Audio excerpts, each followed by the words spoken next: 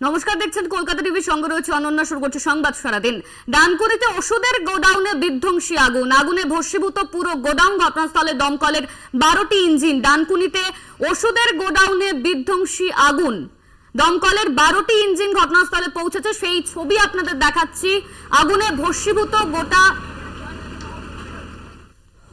Godown. ঘটনাস্থলে দমকলের 12টি engine. ডানকুনির একটি ওষুধের গোডাউনে আগুন লাগে, সেই ছবি আপনারা দেখতে পাচ্ছেন কলকাতা টিভির পর্দায়। ডানকুনির ওষুধের গোডাউনে বিধ্বংসী আগুন। ঘটনাস্থলে ইতিমধ্যেই দমকলের 12টি ইঞ্জিন পৌঁছেছে। এই মুহূর্তে আগুন নিয়ন্ত্রণে আনার কাজ চলছে, সেই ছবি আপনাদের দেখাচ্ছি। ডানকুনির গোডাউনে ভয়াবহ আগুন। একদিকে মুর্শিদাবাদের লরিতে আগুন, অন্যদিকে ডানকুনির ওষুধের গোডাউনে আগুন। দুটো ছবি আপনাদের দেখাচ্ছি। সকাল সকাল দু জায়গায় ভয়াবহ আগুন। আগুনে ভস্মীভূত পুরো গোডাউন। 12টি ইঞ্জিন ইতিমধ্যেই পৌঁছেছে ঘটনাস্থলে। এই নিয়ে আমরা বিস্তারিত জানবো। আমাদের সঙ্গে রয়েছেন আমাদের প্রতিনিধি দুর্গা দাস বন্দ্যোপাধ্যায়। দুর্গা, ডানকুনিতে ওষুধের গোডাউনে আগুন, ভয়াবহ আগুন। ঘটনাস্থলে ইতিমধ্যেই দমকলের 12টি ইঞ্জিন পৌঁছেছে। আগুন কি নিয়ন্ত্রণে আনা সম্ভব হয়েছে?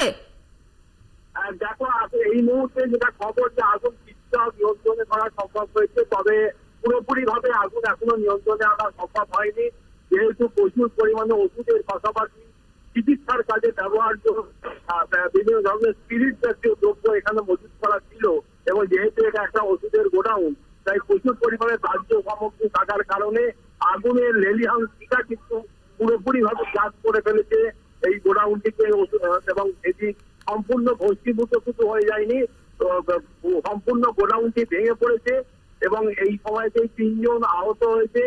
যদিও বড় সড় হতাহতের খবর এখনো পর্যন্ত পাওয়া যায়নি, তবে এখনো 12টি ইঞ্জিনের পাশাপাশি বেশ কয়েকটি ইঞ্জিনকে